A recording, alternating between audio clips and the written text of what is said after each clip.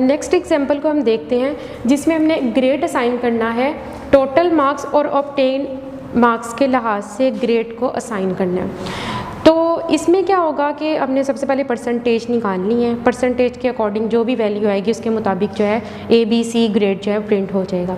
इसको हम flow chart और एल्गोरिथम के लिहाज से देखते हैं। तो सबसे पहले फ्लो चार्ट के लिहाज से देखते हैं स्टार्ट इनपुट। अब लास्ट हमने जब फ्लो चार्ट या एल्गोरिथम का कॉन्सेप्ट पढ़ा था उसमें हमने परसेंटेज निकालने का तरीका समझा था।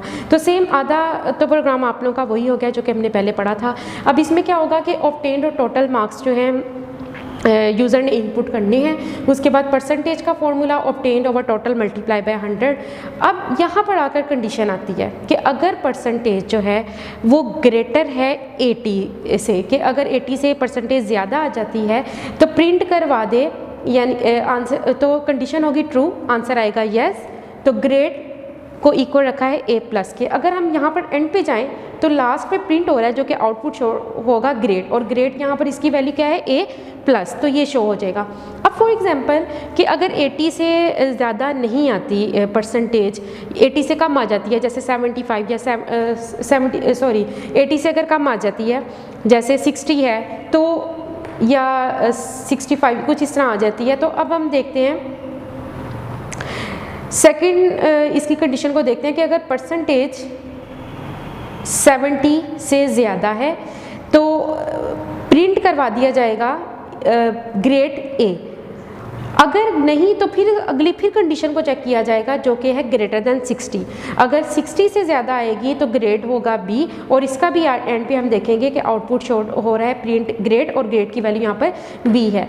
इसी तरह हमने परसेंटेज 60 का चेक करना है, फिर 50 का, 40 का, लास्ट आ गया परसेंटेज ग्रेटर देन 33। अगर 33 से ज़्यादा होगी तो प्रिंट करवा दिया जाएगा ग्रेड E।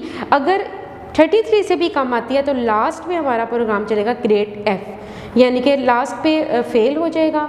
अगर उसका 33 से कम मार्क्स आएंगे, परसेंटेज कम आएगी, तो प्रोग्राम यहाँ पर एंड हो गया। ये तो था कि फ्लो चार्ट को हमने देखा ग्रेड का ऑब्टेन्ड और टोटल मार्क्स के लिहाज से। अब इसी को सेम टू सेम इसी तरह एल्गोरिथम में हम लिखेंगे, लेकिन फ़र्क क्या है कि उसमें स्टेप्स की सूरत में होता है। अब क्या होगा कि इसी तरह स्टेप 1 में स्टार्ट, स्टेप 2 में हमने क्या करना है, टोटल मार्क्स और ऑब्टेन्ड मार्क्स लेने हैं, percentage obtained over total multiply by 100। अब इसके बाद स्टेप नंबर 4 में क्या आया कंडीशन कि अगर परसेंटेज जो है ग्रेटर देन 80 से ज़्यादा होगी तो फिर क्या होगा कि प्रोसेस किया जाएगा ग्रेड को A+ में, ठीक है।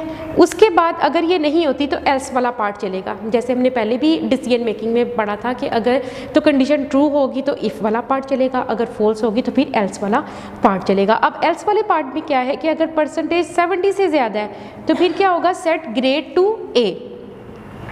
अगर 70 से भी ज़्यादा ना आई तो फिर इसका एल्स वाला पार्ट चलेगा, और अगर परसेंटेज ग्रेटर देन 60 आ गई तो फिर सेट ग्रेड टू B हो जाएगा, यहाँ पर प्रोग्राम एंड हो जाएगा। लेकिन अगर नहीं आता दोबारा फिर एल्स वाला पार्ट चलेगा जिसमें 50 को चेक किया जाएगा, इसी तरह 40, 33, और अगर ये भी फॉल्स हो जाता है तो एल्स लास्ट है कि सेट ग्रेड टू F, और उसके बाद आउटपुट शो करवा दे ग्रेड।